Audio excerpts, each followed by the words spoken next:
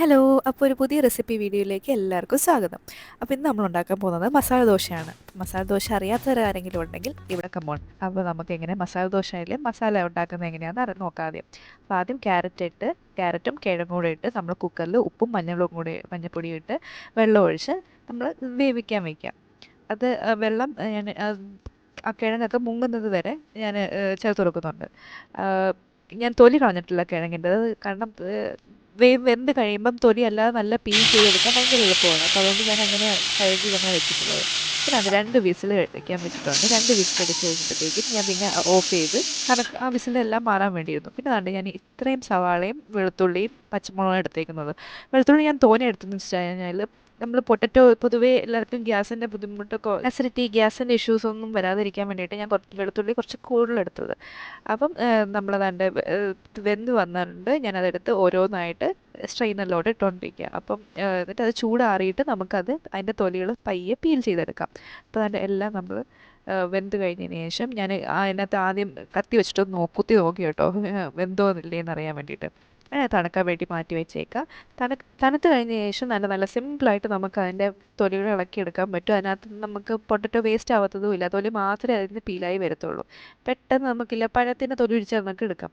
അറിയാവുന്നവരുണ്ടായിരിക്കും, പക്ഷേ അറിയാത്തവർക്ക് വേണ്ടിയിട്ടുള്ള ടിപ്പാണ് കേട്ടോ ഇത്.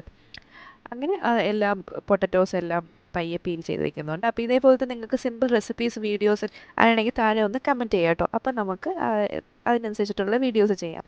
പിന്നെ നമ്മളെ ചാനൽ ആരും സബ്സ്ക്രൈബ് ചെയ്യാത്തവരുണ്ടെങ്കിൽ ഒന്ന് സബ്സ്ക്രൈബ് ചെയ്തേക്കണേ. ചിലവില്ലാത്ത പരിപാടിയല്ലേ, അപ്പോൾ അന്ന് അങ്ങോട്ട് ചെയ്തേക്ക്.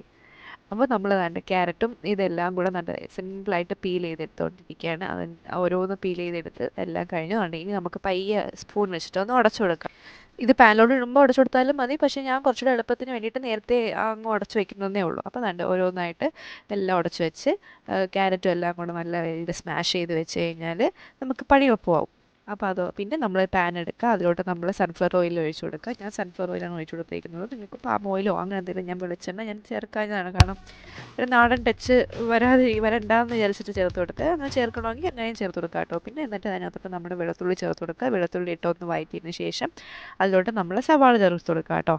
ആ വെളുത്തുള്ളി ഒരുപാട് മൂക്കണ്ട, ജസ്റ്റ് മൂത്ത് വരുമ്പോഴത്തേക്കും നമുക്ക് സവാള ചേർത്ത് കൊടുക്കാം കേട്ടോ. സവാള ചേർത്ത് കൊടുത്തിട്ട് നമുക്ക് ആവശ്യത്തിനുള്ള ഉപ്പ്, നമ്മൾ കിഴങ്ങിൽ ഓൾറെഡി ഉപ്പ് ചേർത്തിട്ടുണ്ട്. അപ്പം ഞാൻ കുറച്ചേ ചേർത്തിട്ടുള്ളൂ. അപ്പം ഇതിലൂടെ ഇട്ടിട്ട് ഒരുപാട് ആവണ്ടെന്ന് വെച്ചിട്ട് കുറച്ച് ഞാൻ ചേർത്തിട്ടുള്ളൂ. ലാസ്റ്റ് ആവശ്യത്തിന് ചേർക്കാമല്ലോ എന്ന് വിചാരിച്ച്. ഇപ്പം തന്നെ നമുക്ക് ആവശ്യമുള്ള ഉപ്പ് ചേർത്ത് കൊടുത്ത് നല്ലോണം ഒന്ന് വഴട്ടാം. ഒരുപാട് വരണ്ട കേട്ടോ, നല്ല രീതിയിൽ ഇതാവണ്ട. ജസ്റ്റ് ഒന്ന് വാടി വരുമ്പോഴത്തേക്കും നമുക്ക് നമ്മുടെ പച്ചമുളക് ചേർത്ത് കൊടുക്കാം. പിന്നെ നമ്മൾ കറിവേപ്പിലയും കൂടി ഇട്ട് നല്ലോണം ഒന്ന് ഇളക്കി കൊടുക്കാം കേട്ടോ. ഇളക്കി കൊടുത്തതിന് ശേഷം ഞാൻ മല്ലിയില എടുക്കുന്നത്, ഞാൻ ഇല മാത്രമല്ല അതിൻ്റെ തണ്ടും കൂടെ എടുക്കും കേട്ടോ. ആ തണ്ടും കൂടെ എടുക്കുമ്പോൾ നമ്മൾ കറിക്കാണെങ്കിലും എന്താണ് നല്ലൊരു ഫ്ലേവർ കിട്ടും. അപ്പം ഞാൻ തണ്ടും ഇലയും കൂടി ചേർത്തിട്ടാണ് ഇടുന്നത് കേട്ടോ. അപ്പം നമുക്ക് ആദ്യം മല്ലിയില ലാസ്റ്റ് ഇടാം. അതിന് മുമ്പേ നമുക്ക് നമ്മൾ സ്മാഷ് ചെയ്ത് വെച്ചിരിക്കുന്ന പൊട്ടറ്റോയും ക്യാരറ്റും കൂടെ ചേർത്ത് കൊടുത്ത് നല്ലോണം ഇളക്കിയതിന് ശേഷം ഉപ്പ് വേണമെങ്കിൽ നമുക്ക് ഉപ്പും കൂടെ ചേർത്ത് കൊടുക്കാം. മഞ്ഞൾ ഞാൻ ഓൾറെഡി പൊട്ടറ്റോ ഇലയ്ക്ക് ചേർത്തുകൊണ്ട് ഞാൻ ഇതിൽ മഞ്ഞൾപ്പൊടി ചേർത്തിട്ടില്ല കേട്ടോ.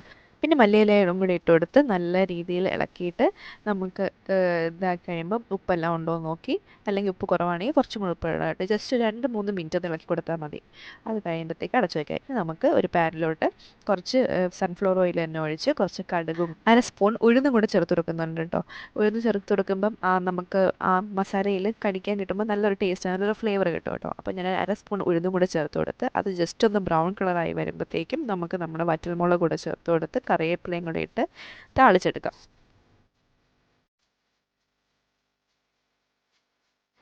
ഈ താളിച്ചെടുത്ത സംഭവങ്ങൾ നമുക്ക് നമ്മൾ നേരത്തെ പ്രിപ്പയർ ചെയ്ത് വെച്ച് നമ്മുടെ ആ പൊട്ടറ്റോയുടെ ക്യാരറ്റിൻ്റെ മിക്സിലോട്ട് ഇട്ട് കൊടുത്തതിന് ശേഷം നല്ലോണം ഒന്ന് ഇളക്കി കൊടുക്കുക കേട്ടോ. അപ്പോൾ നമ്മൾ മസാല ദോശയ്ക്കുള്ള മസാലക്കൂട്ടുകൾ റെഡി ആയിട്ടുണ്ട്. പിന്നെ നമുക്ക് ദോശ എങ്ങനെയാണ് ഉണ്ടാക്കുന്നതെന്ന് നോക്കാം. മസാല ദോശ ആക്കുന്നത് എങ്ങനെ നോക്കാം. അതിന് വേണ്ടിയിട്ട് നമ്മൾ തലേ ദിവസം മാവാക്കി വെച്ചിരുന്ന ദോശമാവ് നല്ല പൊളിച്ച് നല്ല സെറ്റാക്കി വന്നിട്ടുണ്ട്. നല്ല സെറ്റാക്കി ഇട്ടിട്ടുണ്ട്.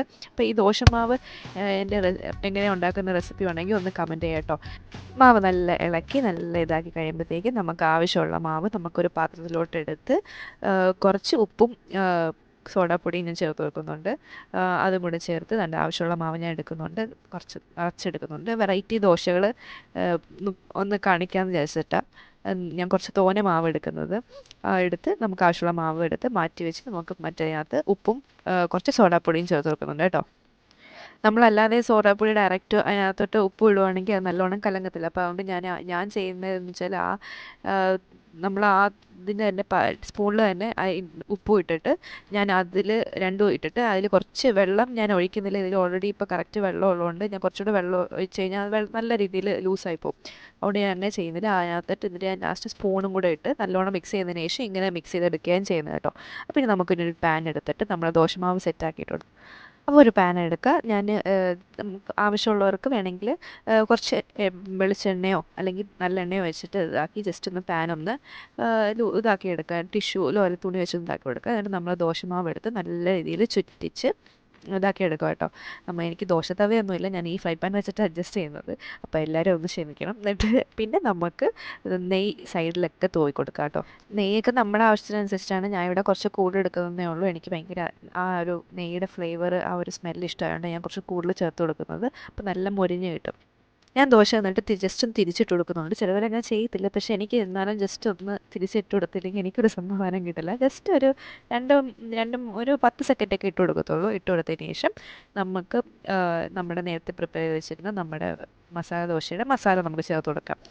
അതിൻ്റെ മിഡിലിട്ടതിന് ശേഷം ദോശയുടെ മിഡിലോട്ട് ഇതെല്ലാം ഇട്ടതിന് ശേഷം 2 സൈഡിൽ നിന്നും അപ്പുറത്തോട്ട് ഫോൾഡ് ചെയ്ത് കൊടുക്കാം. ഫോൾഡ് ചെയ്ത് കൊടുത്തു കഴിഞ്ഞാൽ നമ്മുടെ മസാല ദോശ നമുക്ക് റെഡി ആയിട്ടുണ്ട്. അപ്പോൾ അടിപൊളി ടേസ്റ്റിലുള്ള സാമ്പാറോ ടൊമാറ്റോ ചട്നിയോ സാധാ തേങ്ങാ ചമ്മന്തിയോടെ ഒക്കെ ആയിട്ട് കഴിക്കാൻ നല്ല സെറ്റ് മസാല ദോശ റെഡി ആയിട്ടുണ്ട്. ഇനി നമുക്ക് പൊടി ദോശ എങ്ങനെ ഉണ്ടാക്കുന്നതെന്ന് നോക്കാം. അതിനായിട്ട് വീണ്ടും നമ്മൾ പഴയതുപോലെ ദോശ നല്ല രീതിയിൽ ചുട്ടെടുത്തതിന് ശേഷം നമ്മുടെ ദോശപ്പൊടി ഉണ്ടല്ലോ, ആ ദോശപ്പൊടി നല്ല രീതിയിൽ ചേർത്ത് കൊടുക്കുക. ഇവിടെ ഇപ്പം ദോശപ്പൊടി എനിക്ക് ഈസ്റ്റേണിൻ്റെ റെഡിമെയ്ഡായിട്ട് ഉള്ളതുകൊണ്ട് ഞാൻ അതാണ് ചേർത്ത് കൊടുക്കുന്നത്. പിന്നെ നമുക്ക് വീട്ടിലുണ്ടാക്കുന്നതിന് അതാണ് മതി. അത് നല്ല രീതിയിൽ ദോശയിൽ ഫുള്ള് ചേർത്ത് കൊടുത്തതിന് ശേഷം ആ മാവ് ഡ്രൈ ആവുന്നതിന് മുമ്പേ ചേർത്ത് കൊടുക്കണം കേട്ടോ. അല്ലെങ്കിൽ അതേപോലെ ദോശ ആ പൊടികളെല്ലാം ഇളകിപ്പോകും. എന്നിട്ട് നേരത്തെ പോലെ നല്ല നെയ്യ് തൂവി കൊടുക്കുക. തൂവി കൊടുത്തതിന് ശേഷം അപ്പുറത്തെ സൈഡിലൊന്ന് തിരിച്ചിടാം. ജസ്റ്റ് ഒന്ന് തിരിച്ചൊന്ന് ഒരു 10 സെക്കൻഡ് 10 സെക്കൻഡ് കഴിയുമ്പോഴത്തേക്ക് നേരെ തിരിച്ചെടുക്കുക. അപ്പോൾ നമ്മുടെ പൊടി ദോശ റെഡി ആയിട്ടുണ്ട്. ഇനി അടുത്ത് നമുക്ക് ഗീ റോസ്റ്റ് എല്ലാവർക്കും അറിയാമായിരിക്കുമല്ലോ. എല്ലാവരും കഴിച്ചാണ്. പിന്നെ അറിയാത്തവർക്ക്, ഉണ്ടാക്കാൻ അറിയാത്തവർക്ക് വേണ്ടിയിട്ടാണ് ഇതാക്കുന്നത്. വളരെ സിമ്പിളാണ്. നമ്മൾ ദോശ വെറുതെ ചുറ്റി കൊടുത്തതിന് ശേഷം അതിനകത്ത് സൈഡിൽ ഗീ ഇട്ട് കൊടുത്താൽ മതി. നമ്മുടെ നെയ്യ് ഇട്ട് കൊടുത്താൽ നമ്മുടെ നെയ്യ് റോസ്റ്റ് അല്ലെങ്കിൽ ഗീ റോസ്റ്റ് റെഡി ആയിട്ടുണ്ട്. നെയ്യൊക്കെ സൈഡിലും സൈഡിലും മിഡിലും ഒക്കെ ഇട്ട് നല്ല രീതിയിൽ ഒഴിച്ചു കൊടുത്തതിന് ശേഷം നല്ല ദോശ മൊരിഞ്ഞ് വരാൻ വേണ്ടിയിട്ട് ഒന്ന് ജസ്റ്റ് ഒന്ന് വെയിറ്റ് ചെയ്ത് ഒരു 2 മിനിറ്റ് വെയിറ്റ് ചെയ്തതിന് ശേഷം ഞാൻ ജസ്റ്റ് ഒന്ന് തിരിച്ചിട്ട് കൊടുക്കുന്നുണ്ട്. തിരിച്ചിട്ട് കൊടുത്ത് ഒരു 10 സെക്കൻഡ് കഴിയുമ്പോൾ നെയ്യ് തിരിച്ചിട്ട് കഴിഞ്ഞാൽ നമ്മുടെ നെയ്യ് റോസ്റ്റ് റെഡി ആയിട്ടുണ്ട്. അപ്പം ജസ്റ്റ് മൊരിക്കാൻ വേണ്ടിയിട്ട് ഈ സൈഡൊന്ന് കുറച്ച് നേരം വെച്ചിരിക്കുന്നത് കേട്ടോ. നമ്മൾ 2 നെയ്യ് റോസ്റ്റും പൊടി ദോശയും അതേപോലെ നമ്മുടെ മസാല ദോശ എല്ലാം റെഡി ആയിട്ടുണ്ട്. അപ്പോൾ ട്രൈ ചെയ്യാത്തവരുണ്ടെങ്കിൽ ഒന്ന് ട്രൈ ചെയ്ത് നോക്കുക. ഫീഡ്ബാക്ക് അറിയിക്കുക. വീഡിയോ ഇഷ്ടപ്പെട്ടാൽ നമ്മുടെ ചാനൽ ഒന്ന് സപ്പോർട്ട് ചെയ്യണേ. അപ്പോൾ okay, bye bye, see you, take care.